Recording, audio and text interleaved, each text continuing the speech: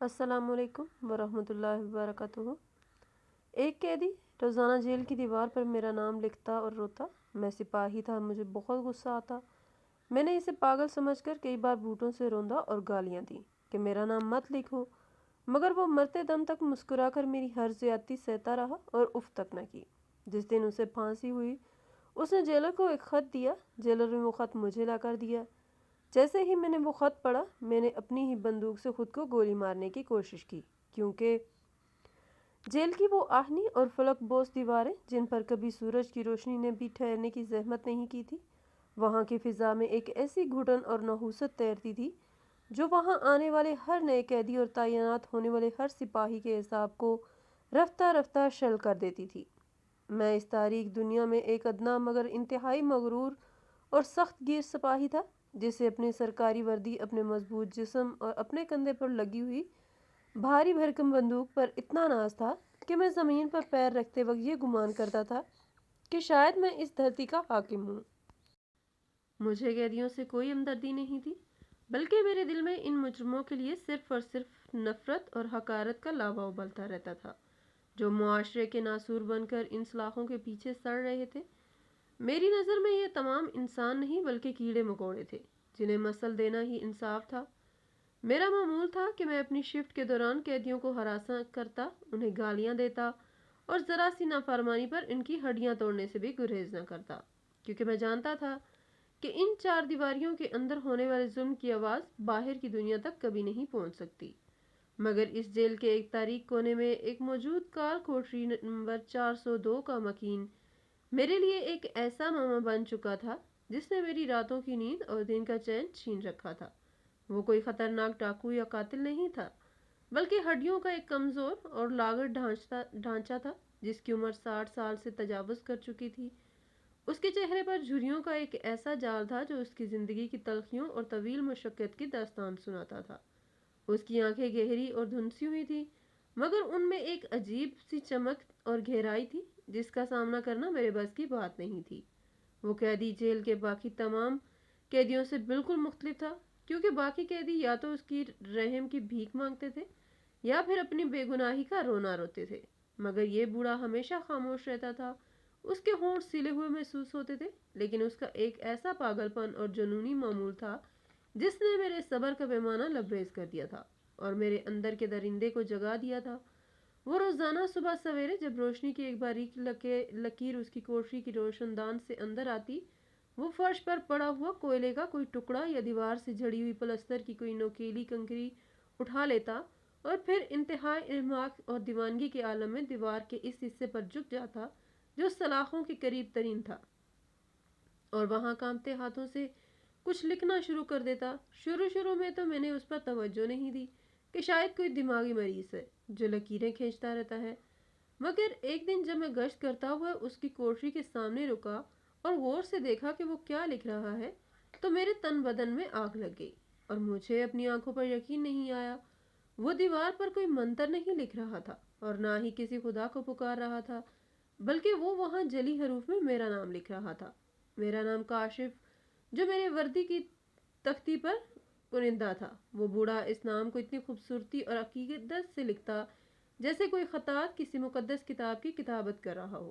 وہ گھنٹوں اس نام کو نکھارتا رہتا، کبھی اسے صاف کرتا اور کبھی اسے مزید گہرا کرتا، اور پھر جب وہ لکھ کر چکتا تو دیوار کے اس حصے کو اپنے میلے کے جلے ہاتھوں سے ایسے چھوتا جیسے وہ کسی مقدس مقام کو چھو رہا ہو، اور پھر زمین پر بیٹھ کر اس نام کو ٹکٹکی باندھ کر دیکھتا رہتا اور اس کی آنکھوں سے آنسوؤں کی جھڑی لگ جاتی۔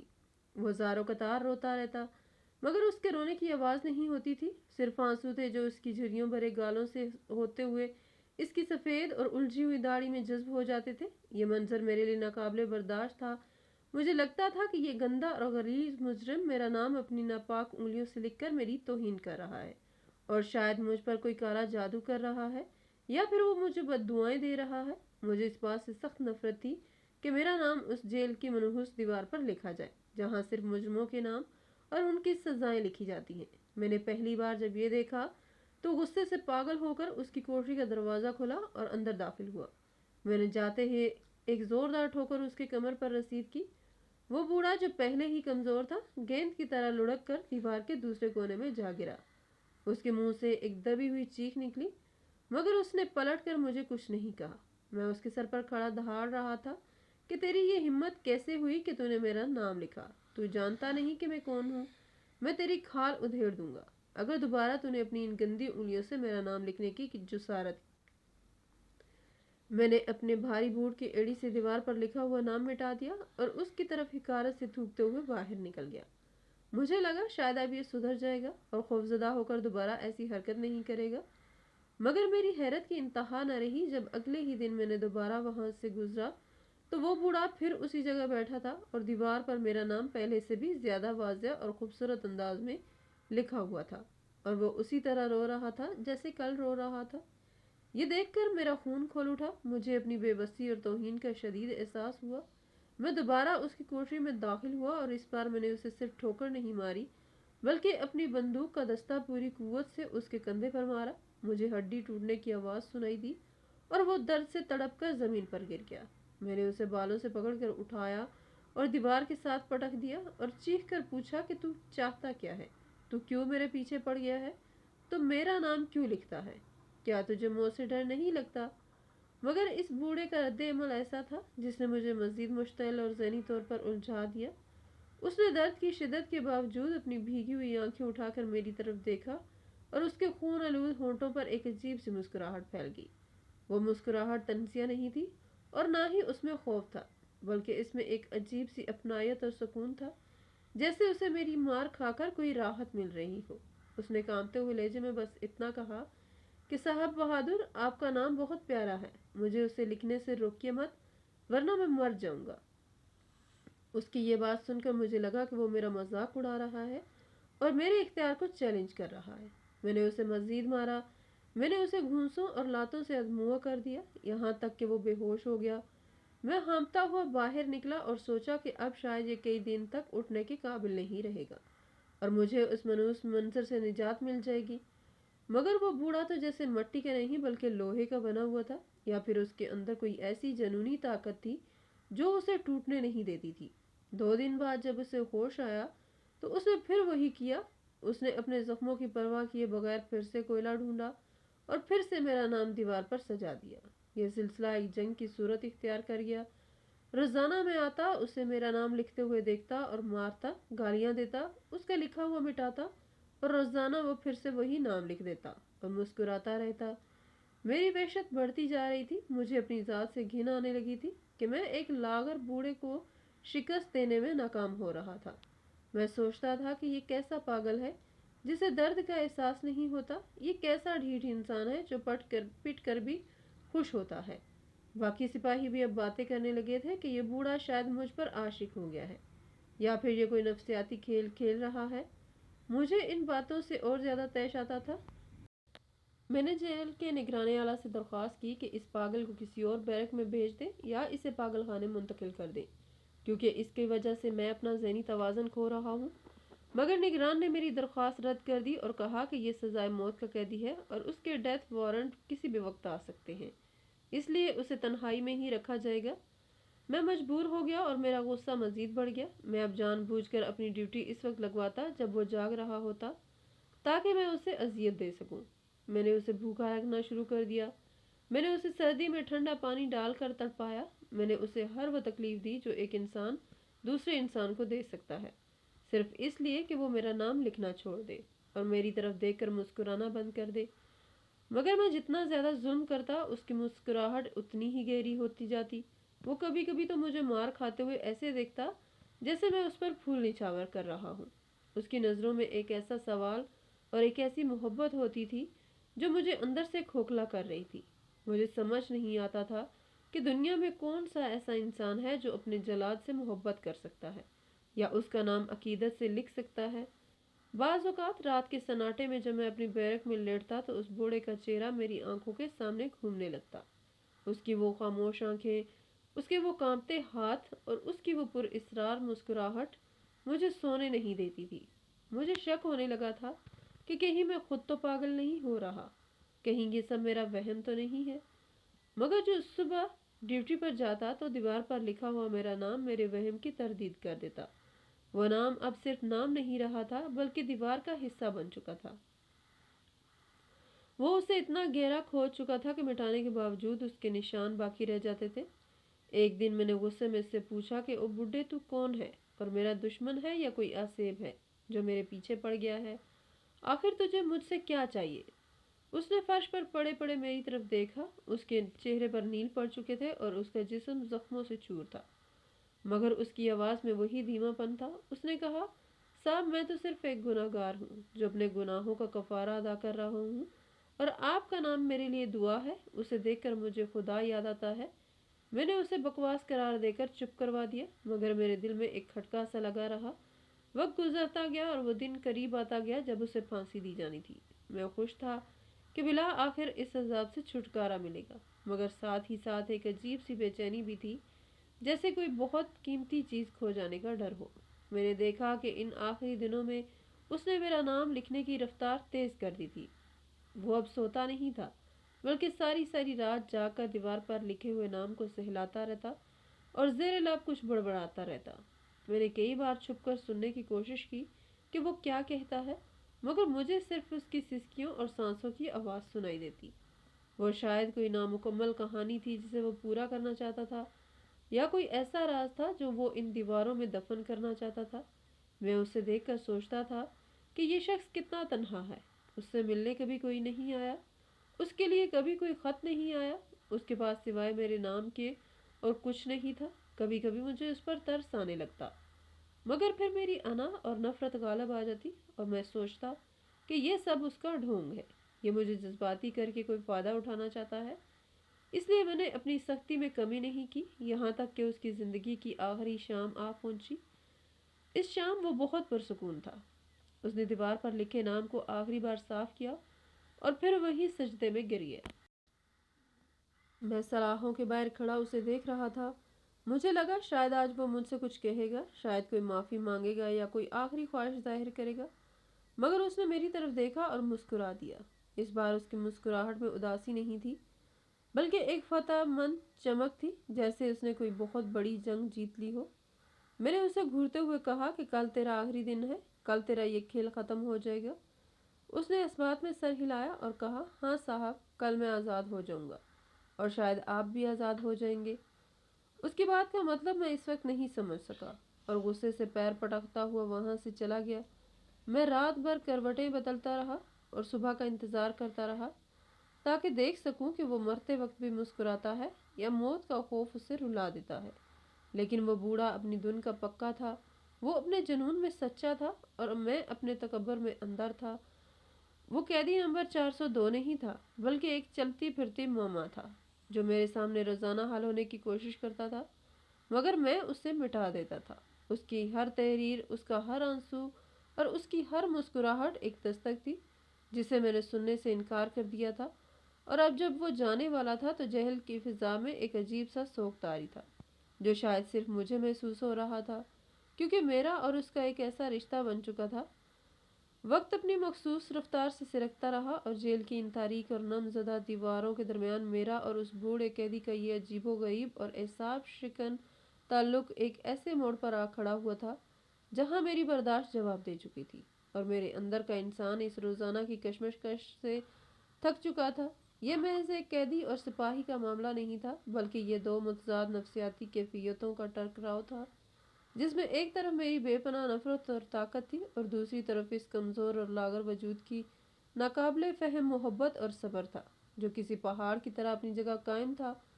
دن ہفتوں میں اور ہفتے مہینوں میں بدلتے گئے، مگر اس بوڑھے کے معمول میں ایک لمحے کا بھی فرق نہیں آیا۔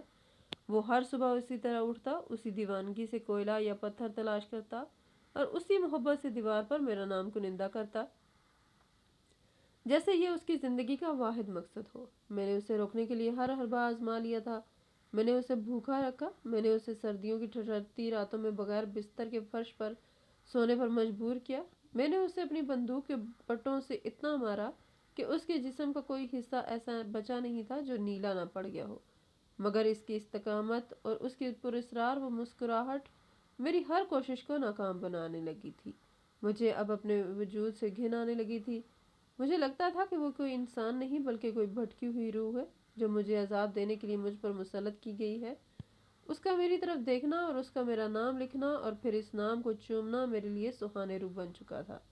جیل کے دیگر سپاہی اور عملہ بھی اب اس تماشے سے واقف ہو چکے تھے اور وہ اکثر دبی زبان میں میرا مذاق اڑاتے کہ دیکھو وہ پاگل بھڈا پھر کاشف سپاہی کے عشق میں دیواریں کالی کر رہا ہے۔ ان کی یہ باتیں میرے زخموں پر نمک چھڑکتی تھی۔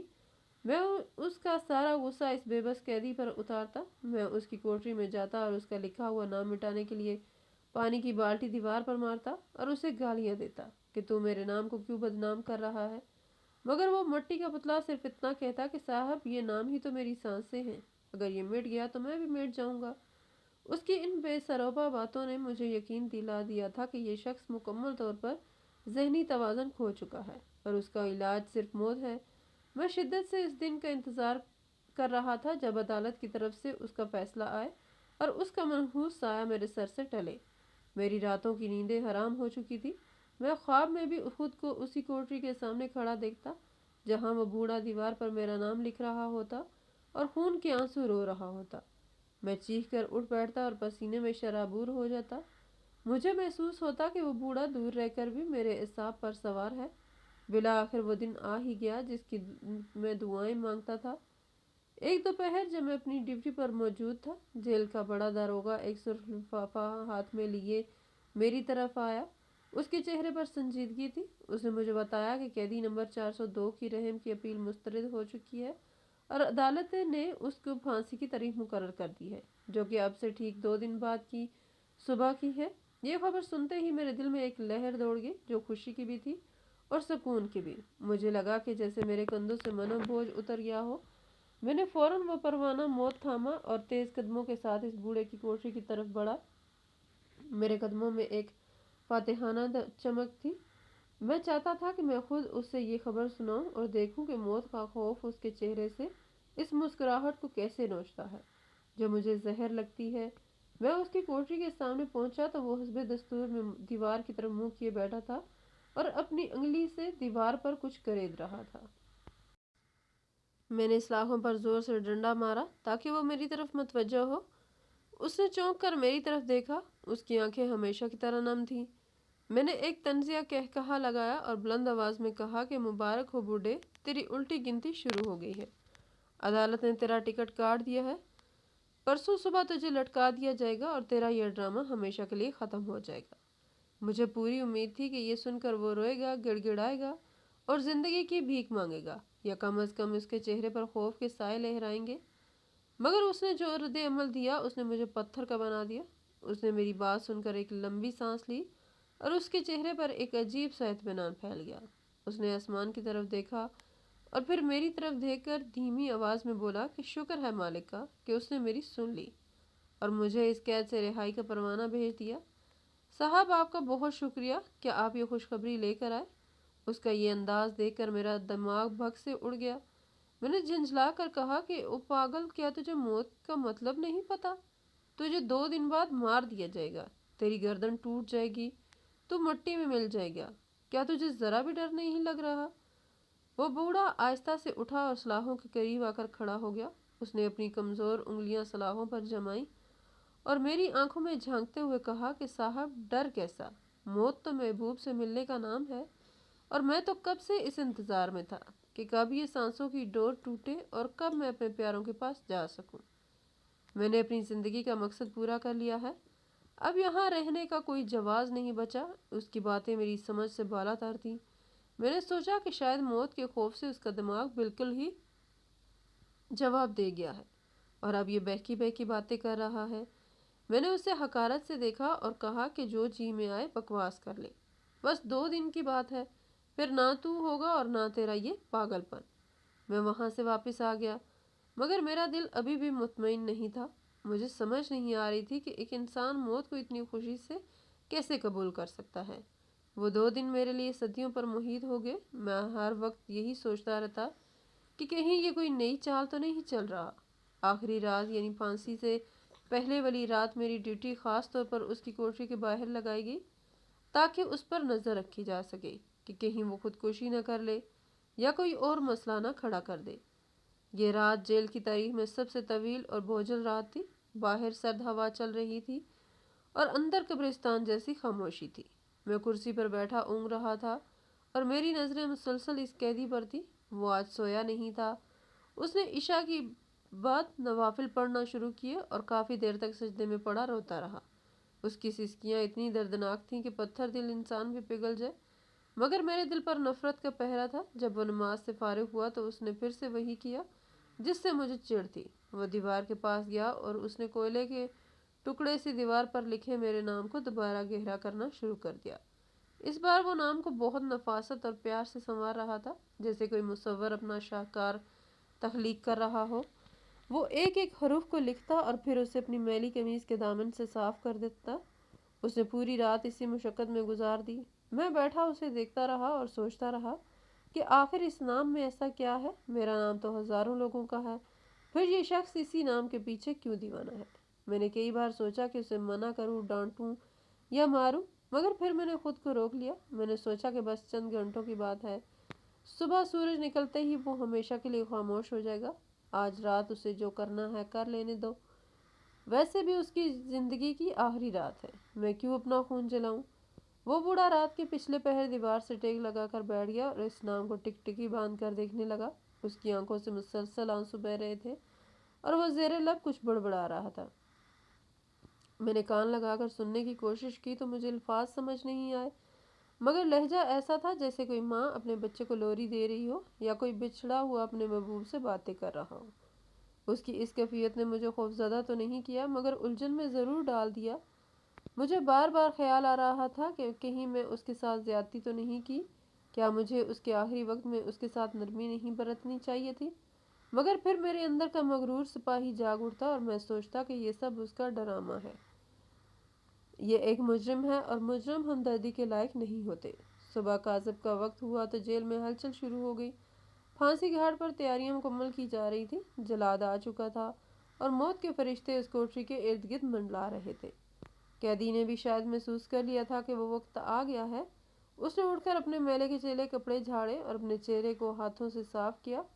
اس نے ایک بار پھر دیوار پر لکھے ہوئے میرے نام کو عقیدت سے چوما اور اس پر اپنا ہاتھ پھیر کر الوداع کہا۔ پھر وہ سلاخوں کے پاس آ گیا اور میری طرف دیکھنے لگا۔ میں نے نظریں چرا لیں کیونکہ اس کی آنکھوں میں جو چمک تھی وہ مجھے اندر تک گھلا رہی تھی۔ تھوڑی دیر بعد جیلر اور کچھ سپاہی آ گئے۔ انہوں نے کوٹری کا تالا کھولا اور بوڑھا خاموشی سے باہر نکلا۔ اس کے ہاتھوں میں ہتھکڑیاں لگائی گئیں۔ اس نے کوئی مزاحمت نہیں کی، بلکہ اس کے ہونٹوں پر وہی دائمی مسکراہٹ تھی۔ میں اسے کے ساتھ چل رہا تھا جو اسے پھانسی گھاٹ تک لے جا رہے تھے۔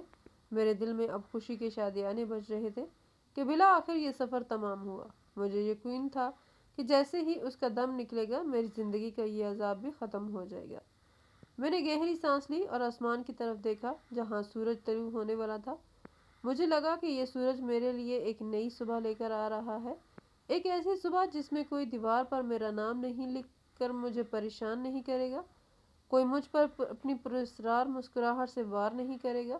میں نے دل ہی دل میں خدا کا شکر ادا کیا اور سوچا کہ بس کچھ ہی دیر کی بات ہے، پھر تختہ کھینچ دیا جائے گا اور رسی کا پھندا اس کی گردن دبوچ لے گا اور پھر ہمیشہ ہمیشہ کے لیے میری جان اس نفسیاتی مریض سے چھوٹ جائے گی۔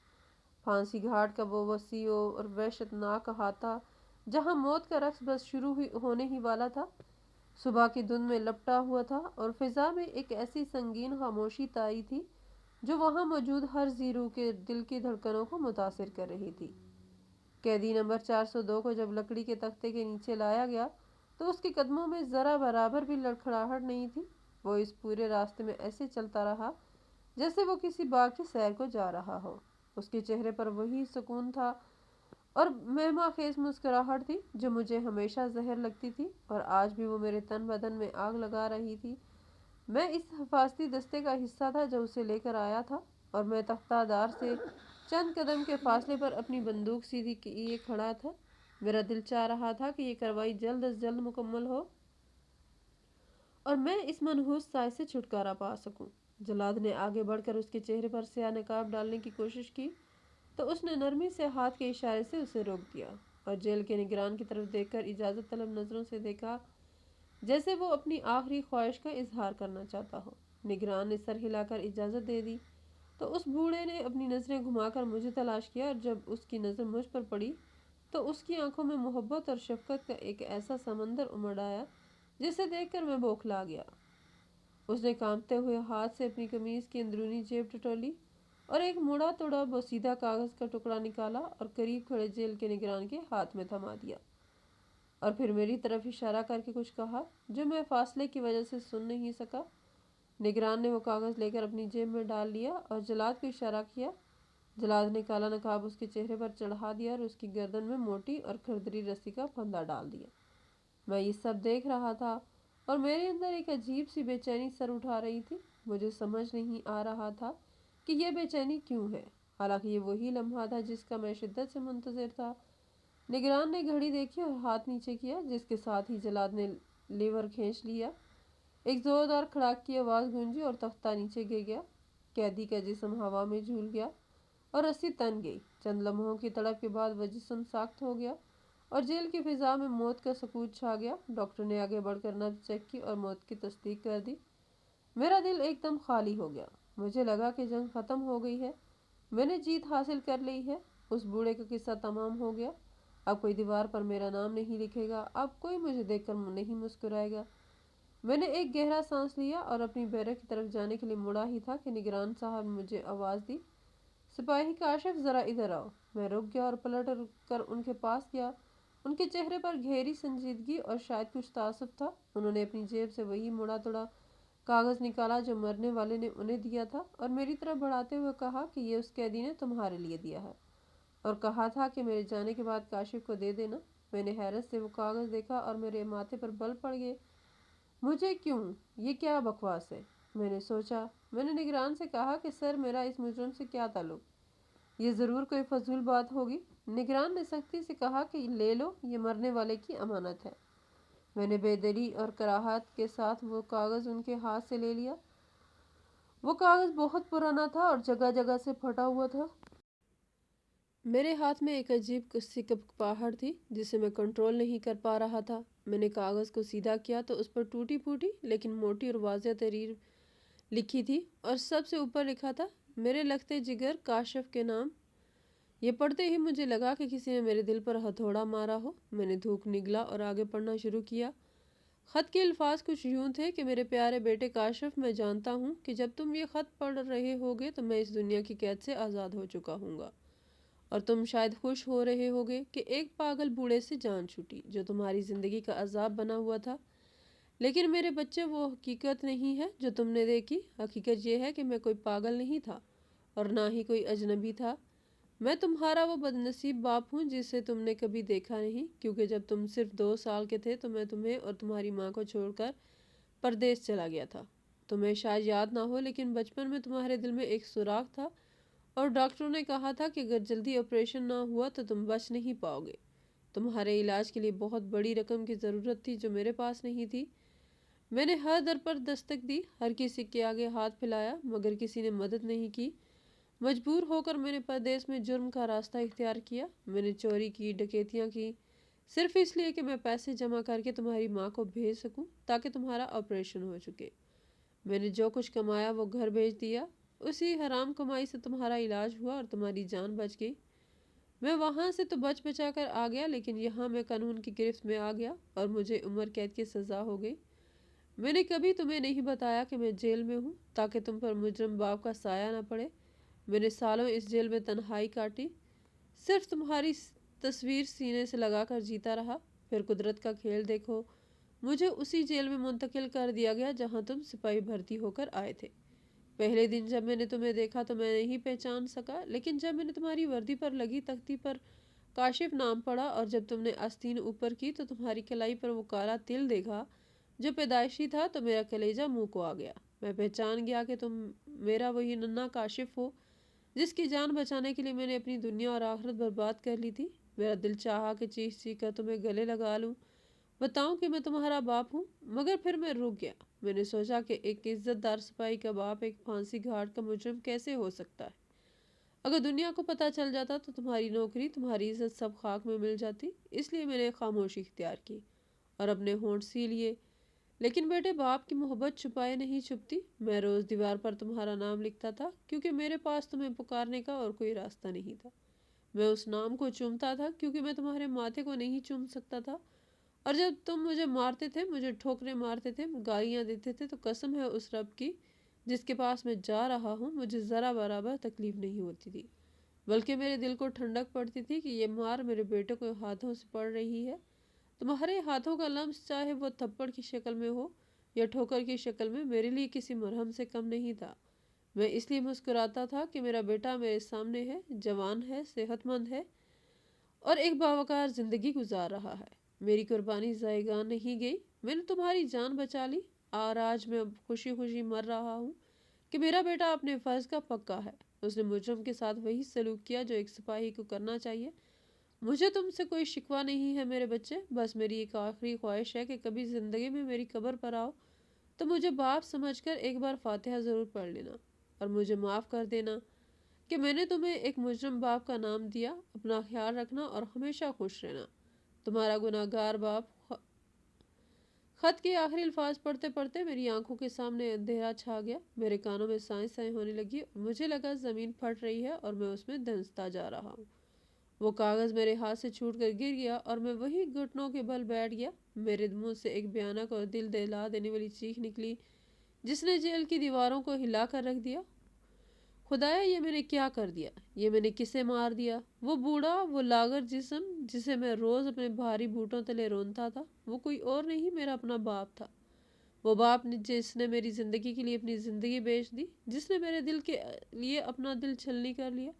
میں کتنا بڑا بدبخت ہوں کہ میں نے اپنے محسن اپنے باپ کو جانوروں کی طرح پیٹا۔ میں اسے گالیاں دیتا رہا اور مسکرا کر دعائیں دیتا رہا۔ میرے ذہن میں وہ تمام مناظر قلم کی طرح چلنے لگے جب میں اس کے سینے پر لات مارتا تھا اور وہ میری طرف محبت سے دیکھتا تھا۔ مجھے اپنی ٹانگیں کٹتی ہوئی محسوس ہوئی، مجھے اپنے ہاتھ کسی کسائی کے ہاتھ لگنے لگے، مجھے اپنی وردی سے گھن آنے لگی جس کے غرور میں نے اپنے باپ کو خون کر دیا تھا۔ میں نے سر اٹھا کر اس جھولتی ہوئی لاش کی طرف دیکھا جس کا چہرے پر کالا نقاب تھا۔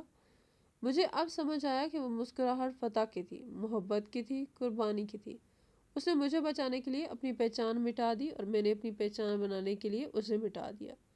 میرے اندر پچھتاوے کا ایک ایسا طوفان تھا جس نے میرے ہوش و حواس چھین لیے۔ میں نے اپنی ہی بندوق سے خود کو گولی مارنے کے لیے نالی کن پٹی پر رکھی۔ سب میری طرف دیوانہ وار بھاگے لیکن میں نے ٹریگر دبا دیا۔ اس سے بڑھ کر اور کوئی سزا نہیں ہو سکتی تھی میرے لیے۔